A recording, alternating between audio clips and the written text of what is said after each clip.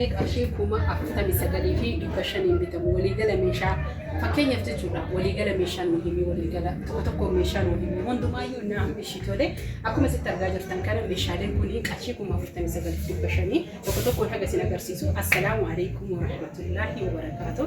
Ashama harka fuune irra jirtan murteeffataan sooliin qoode mallattoo laayikii cuqaasuudhaan kan kana jiru san laayik godha. Akkasuma mootuyyuu yoo jaallattan yoo teessanii shee godha yoo jibbitan mootuyyuu laayikii في سبسكرايب كوفا كلها أكسين فيا دورا فيا دام سبسكرايب أكسين ردوفتا أكو مسيت ترجع جتنا كنا استوفي كنا يروح يدو برتا ما رجت شولا كاميرا ماني نتكسين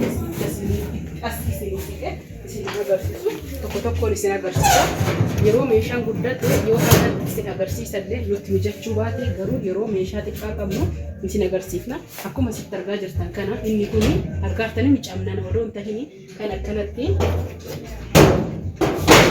كان أسرتها وجدتشورا عرفتني أسرتها أسيت يوم أربعين مكتفى قاتني كفتني قالوا أني رجال بتشوفي وأنا كشكرت ماما وأنت كتكا سني كتفسني قال عرفتني إتيان سنموت يو إني كوني كدستير ركاينو يروح أشرب قفتنو كدستير ركاينو أكسرمو سبيل أكنالي كنتو بتني لفكاجور الليتني أسرلي كونو هنجرا جدتشورا وإني سر أو بسوباتي كونو يولما لفكيني دستير لكن الركاجور اللينا قالوا أموت يو أكنت أسرتي هو jechuudha irraa baastanii walawwalu qulqulleessuudhaan deettanii achi booda yoo geessinanii jettan hojii keessan itti qadaaddattanii kana wannaan isinitti munjiru baay'ee istoofii bareedaa tahee fi hedduu namatti toluudha akkuma itti argaa jirtan kana asitti ammoo jechuudha kuni wannaan jechuudha kan ittiin bantanii mafakkaa isaati isin hunduyyuu ni beeytan jechuudha haala argaa jirtan kana zirrii kana yoo tuuyyuu banama garanatti hin cufama garanatti banama san akkaataa yeroo saniin isin ajajetti bantanii cuftanii asitti ammoo tuyyuu akkuma argaa jirtanii doolaa bakka yeroo hedduu hin beeytanii doolaamni isaa ammoo tuyyuu jechuudha maashaallah kunoo maaxafaa hunda maqarqaraa qaba kunoo asitti illee maqarqaraa qaba kunoo argaa jirtanii miti maqarqaraa sibiila inni illee darajaa lama jechuudha waan tokko waan ijoolleen isin jalaa balleessitu kaa'achuu dandeettanii hordoftoota fi kabajamtoota kiyya achi booda ammoo tuyyuu maqarqaraa kana irratti achi deebistanii qarqartanii maqarqaraan banamu malee kun ilmaayyuu banamu akkasuma immoo kana illee cuftanii kunoo akkana bantanii isin jedha hordoftoota fi kabajamtoota kiyya haala kana fakkaataa istoofiin kenna kunoo argitanii ol qabdanii kan akkana deebiftanii kana deebi'a achi booda itti qabatanii jechuudha istoofiin kenna kana fakkaata qarshiin inni ittiin bitame qarshii 7,000 itti aansuun ammoo tuyyuu eelee guddoodha eelee guddina jechuudha namoonni hedduun wanni sirriitti feesnii tahee hubattanii beekuu dadhabaa jirtan maal isiniif fakkaate sirriitti na hubadha inni kun amma fasoolee malee yeroo eelee feettan maabraatii hiitanii inni kun akkana kunillee akkana jechuu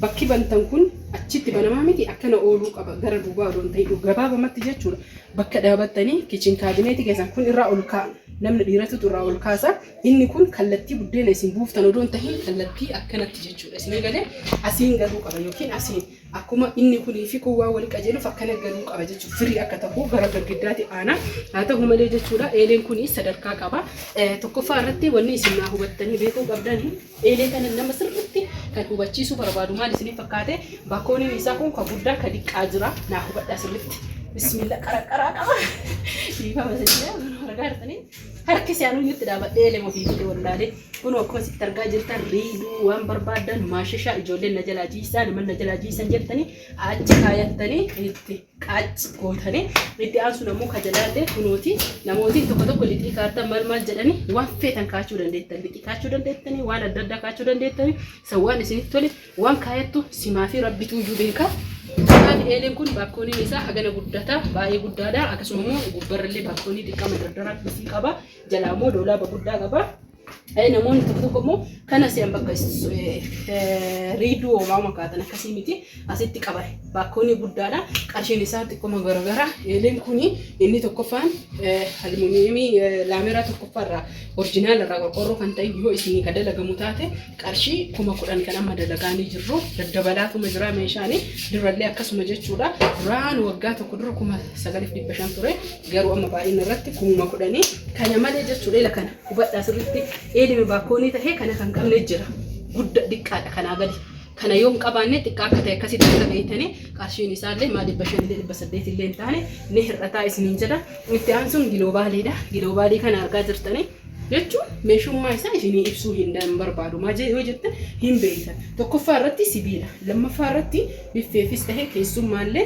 akkasuma immoo qophii iidaa ayyaanaa waan barbaadaniif iida ramadaana islaama ufaduun ta'ee amantii feetan qabaattanii qophiilee hunda kan isin gargaaru sargis ta'ee dhiifama of kolchaa kan isin gargaaru jechuudha. Addaan isin midhachuu haala argaa jirtan kanaan sadarkaa qaba jechuudha.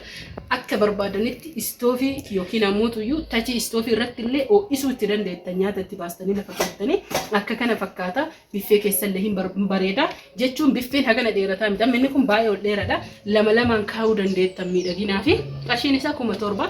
Itti aansuun burcuqqoo waancaadha. Hin beektanii haaraa isinitti himu isinaan agarsiisu. Diizaayiniin kana caalu hedduu babbareeda 3,300 3,500 inni jira. Inni kun ammoo qarshiin inni ittiin bitame qarshii 2,200 isiniin jedha. Itti aansuun rakabootii abbaa gadaa. Rakabootii abbaa gadaa meeshaa isaa waliin meeshaan isaa waliin jettanii hin boo'ina. Hordoftoota fi kabajamtoota kiyya ittiin miidhaguu fi waa'ee aadaa keenya ittiin calaqqisiisuuf malee inni kun borsaatu chippudii baay'ee dadhabaa ta'e irraa waan dalagamuu fi meeshaa isaa namootni tokko ammoo kana fa'a tibsiin isaa jettanii boottan. Ilaala. Ani yeroo baay'ee isinitti himee jira. Isa tokkoffaa orjinaala kan ufinne kun jechuun orjinaala garuu rakabootii abbaa gadaa akkuma qarshiin isaa rakasaa wanni isaa hunduyyuu xiqqoo ni laafaa isiniin jechuu fi meeshaan isaa kana erga inni qabaatee isinumatti hima. Rakabooticha immoo kana isiniin jedha. Haa ta'u malee jechuudha jabina ni qaba. Irrallee odoo ijjadhee isin agarsiise akkasitti kan wannaa jedhu miti. Isa kana sufraa isaa dabalatee qarshii 4,500. Sini sufraa guutumaan meeshaa isaa waliin 4,500 naa hubadha. Namoonni tokko rakabootiin abbaa gadaa sufraa ofii qaba, meeshaa guutuu ofii qaba jettan. Akkas odoo hin tahin kanallee binnee uummata walirratti xagnii maachi godhee sufraa kana guddaa yoo barbaadan ammoo ajajaan isiniif dalaysiifna. Itti aansuun meeshaan lammataa jechuudha masoobiidha. Masoobiin akkuma baratame kun asitti jirti qarshii 3,000 jechuudha. Itti aansuun distii seramiikaa akka arabuu sannaa fiddu malee jettee mijattee hatamtamaan nafichi siifte reengadda argitanii baasee isinin agarsiisu qarshii 7,000 isiniin jedha. Hordoftoota fi kabajamtoota kiyya baasuun namatti hin tolu akkuma beeytan meeshaa garuu suuraalee asirratti kun olaaltanii akkanuma jirti. Viidiyoo reengaddallee isin agarsiisee jira jechuudha. Meeshaa arabuu tokko irratti jala seenaa fi distii seramiikaa kana laala. Itti aansuun distii silvarii jechuudha. Isii torba abbaa torbaafi kun argaa jirtanii kun isiituyyuu baay'ee kan namatti toluu fi akkasuma immoo firee torba guddoo xiqqoo qabdi mana keenya keessatti fayyadamuuf yookiin ammoo akka distii maajikii san osoo hin tahin isinii garaa jiraa miti. Bakka anillee tanuma fayyadama namni baay'een tanuma fayyadamu. Warsobuun bu'aan qabu. Isin kun baay'ee rakasaa qarshii 6,900 fi qarshii 75 fudhee isiniin jedha dheengadduma. Akkana fakkaataa meeshaan keenya kana akkana fakkaataa meeshaan keenya meeshaa kana walitti dachaasaa walumaa wajjin waan tokko jenna. Hubadhaa sirriitti addaan baaftanii wanni isin naa beekuu qabdan meeshaalee yeroo bitannu fakkeenya yeroo tokko maannaan jettanii laayikii godhaan dagatina. Maal jettanii meeshaa gatii isaa gadhiisii meeshaa tokko qarshii hima tokko dadhabee harganii hafuura mara fixadhee anaa miti namni na waraabu sun na hifatee wallaahi meeshaa jechuun gurguranii waraabuun baay'ee ulfaata. Laayikiin gootan subscribing gootan screenshot gootanii na ergitu. Oromoon keenya baay'ee jechuudha lakka hin beekanii sanumaaf malee jibbaa fi miti jennee sobaa ture. Amma yoo salba malaayikiin ka akkanaa yoo ta'e tiktookii iyyuu taaptaap godhaa jettan ishi tiktookii warri miliyoona meeqa fooluu laayikii taaptaabii argatu akkamitti sanbeeytanii kennaan mootu iyyuu kadhadhabbii hedduun dhiigatu suuraa kennan dalagannee akkanatti ifaanee jennu subscribe illee godhaa laayikii illee godhaa. Ijoollee Oromoo hunda warra waan gaarii hojjetu warra nama arrabsu iyyuu waan baay'ee taasifamu waan ta'eef akka kanaa isiniin jedha. Meeshaa yoo tokkoon himu maaliif tokko guutuu isaa himiidhatii jettan koomantii jalatti dhugaa qabdan isinillee ni herreegaa ooluun nama dogoggorsa.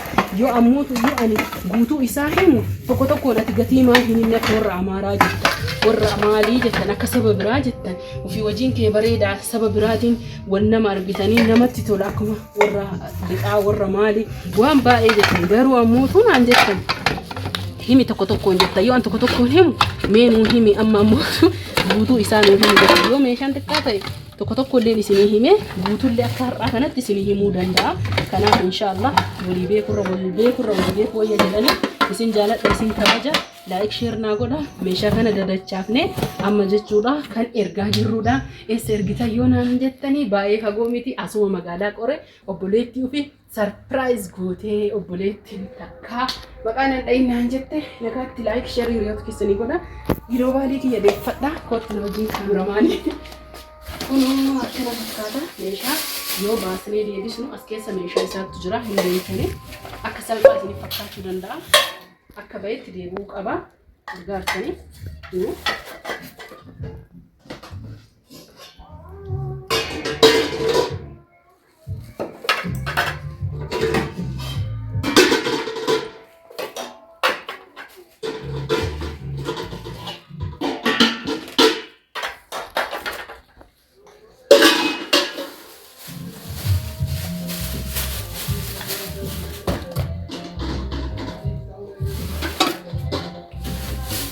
Kana jechuudha sila wannaa boonee namatti tola.